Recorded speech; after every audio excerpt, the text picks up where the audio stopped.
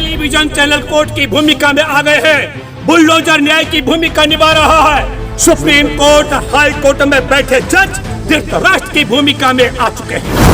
हमारे देश पर अंग्रेजों का शासन था, अंग्रेजों का शासन क्या, गुप्त को हिलाने वाले, उनको देश से उखाड़ कर फेंकने वाले गांधी का घर अंग्रेजों ने नहीं तोड़ा।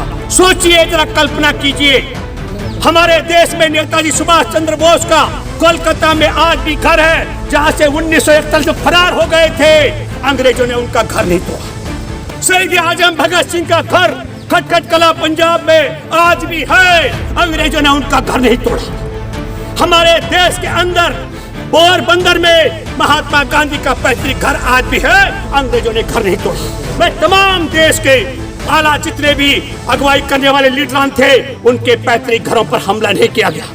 हमारे देश के अंदर संविधान की हत्या करके हर एक जो टीवी और अखबार बता दे उसे अपराधी ठहराया जा रहा है, और एक दिन बाद उसका घर ढाया जा रहा है, पर मैं हैरान हूँ।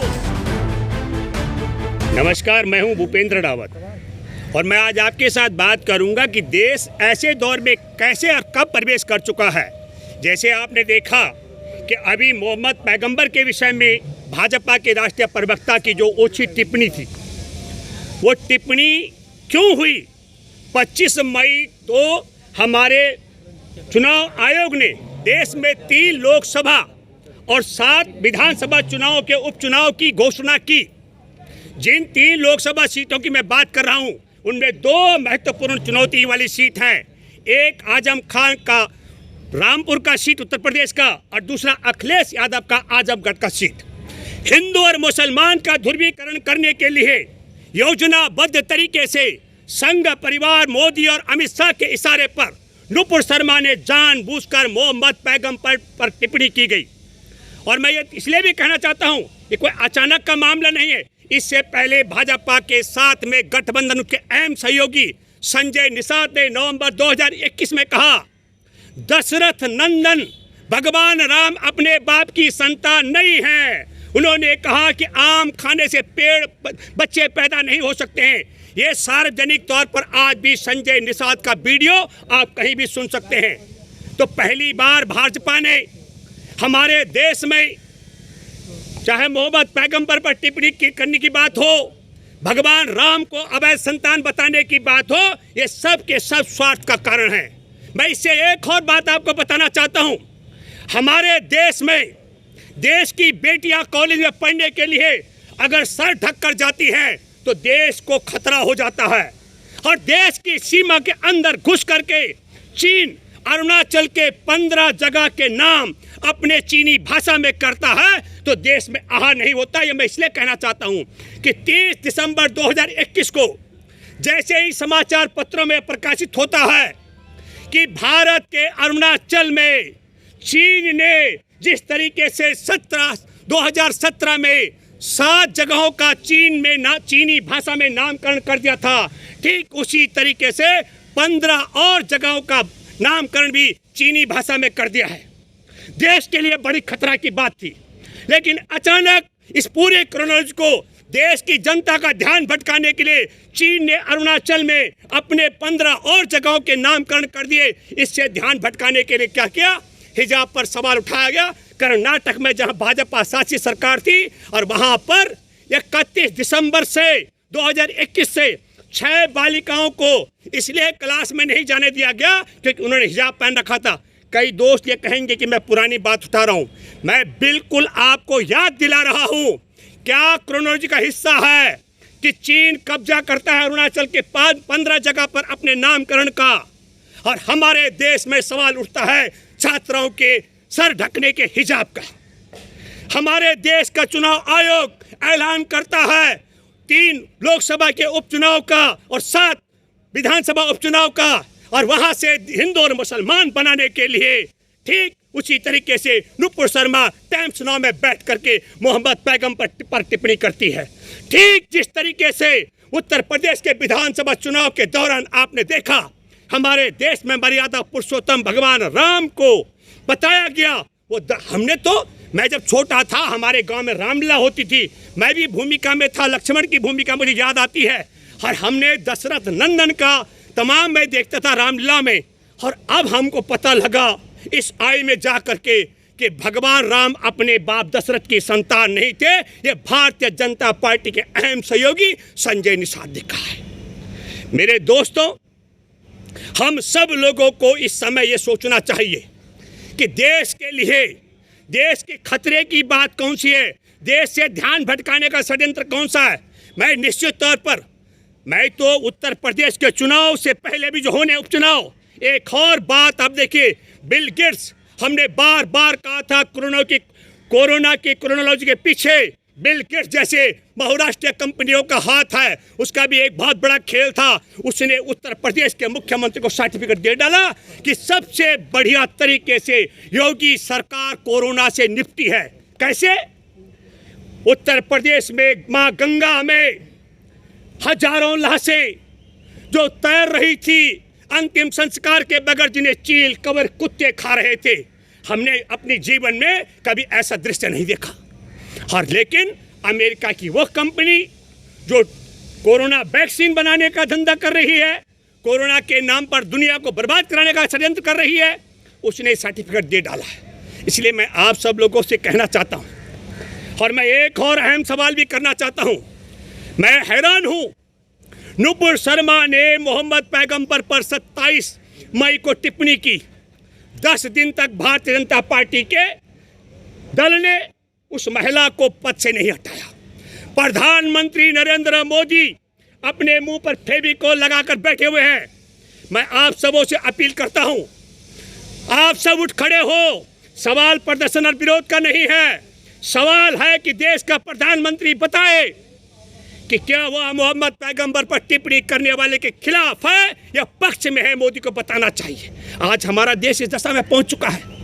हमारे देश के टीवी चैनल अदालत की भूमिका में है, वो बता देते हैं कौन अपराधी है। शुक्रवार को प्रदर्शन होता है और रविवार को घर ढाए जाते हैं। मैं ये बात इसलिए कहना चाहता हूं, जरा सोचिए, हमारे देश के अंदर विरोध प्रदर्शन करना, लोकतंत्र में ना कहने की आज़ादी, उसकी हत्या की जा रही है। टेलीविजन चैनल कोर्ट की भूमिका में आ गए हैं, बुलडोजर न्याय की भूमिका निभा रहा है। सुप्रीम कोर्ट और हाई कोर्ट में बैठे जज धृतराष्ट्र की भूमिका में आ चुके हैं। एक बात हमको आपको सोचनी चाहिए, हमारे देश पर अंग्रेजों का शासन था। अंग्रेजों का शासन को हिलाने वाले, उनको देश से उखाड़ कर फेंकने वाले गांधी का घर अंग्रेजों ने नहीं तोड़ा। सोचिए, जरा कल्पना कीजिए, हमारे देश में नेताजी सुभाष चंद्र बोस का कोलकाता में आज भी घर है, जहां से 1941 में फरार हो गए थे। अंग्रेजों ने उनका घर नहीं तोड़ा। शहीद आजम भगत सिंह का घर खटखट कला पंजाब में आज भी है, अंग्रेजों ने उनका घर नहीं तोड़ा। हमारे देश के अंदर पोरबंदर में महात्मा गांधी का पैतृक घर आज भी है, अंग्रेजों ने घर नहीं तोड़ा। मैं तमाम देश के आला जितने भी अगुवाई करने वाले लीडरान थे, उनके पैतृक घरों पर हमला नहीं किया गया।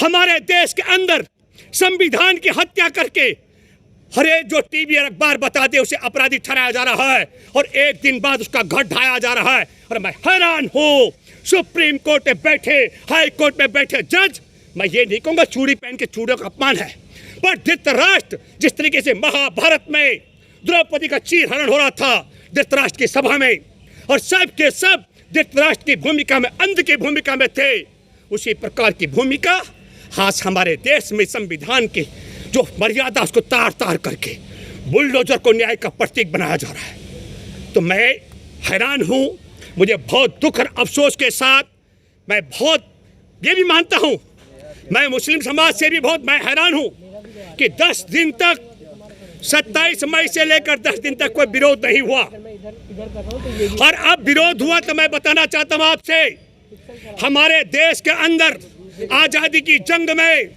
जब अंग्रेजों को महसूस हो गया था कि ये देश गांधी की अगुवाई में आजादी की तरफ बढ़ेगा, ये बात मैं जोर से इसलिए कह रहा हूँ, दावे से इसलिए कह रहा हूँ, 1857 की शस्त्र क्रांति हुई थी। उस शस्त्र क्रांति के बाद इतने बड़ी शस्त्र क्रांति दोबारा कभी नहीं हुई, कभी नहीं हुई।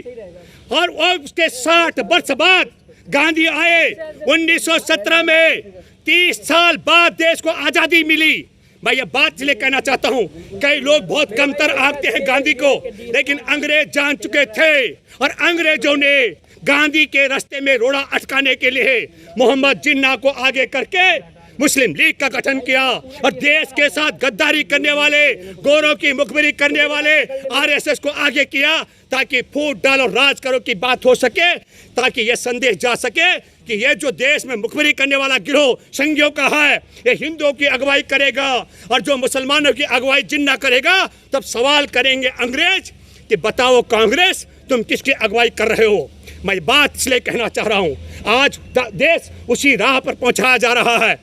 मैं दावे के साथ कह सकता हूँ 23 जून को वोटिंग होनी है और 23 जून तक ये मोहम्मद पैगंबर पर टिप्पणी करने का मामला जिंदा रखवाएगी भाजपा, ये मैं दावे के साथ कह सकता हूं, ताकि वोटों का ध्रुवीकरण हिंदू और मुसलमान के रूप में किया जा सके।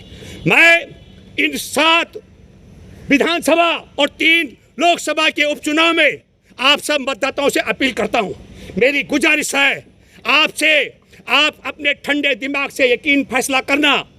हमारे देश की छात्राएं कॉलेज में सर पर पल्लू रख करके, जिसको हिजाब कहते हैं उर्दू में, उसको लेकर जाते हैं, देश को खतरा बताया जाता है। और चीन अरुणाचल के 15 जगह पर मैं आपको दिखा सकता हूं, जाइए आप। मैं भूपेंद्र रावत हूं, नरेंद्र मोदी नहीं हूं जो झूठ बोलेगा। आप गूगल में जाइए, 30 दिसंबर 2021 को हमारे देश के 15 जगहों का चीनी नामकरण किया गया था, उससे ध्यान भटकाने का षड्यंत्र है। और नुपुर शर्मा ने भी, नुपुर शर्मा महिला है, कुछ बोलूंगा नहीं, पर मैं आरएसएस भाजपा की ताकत जानता हूं।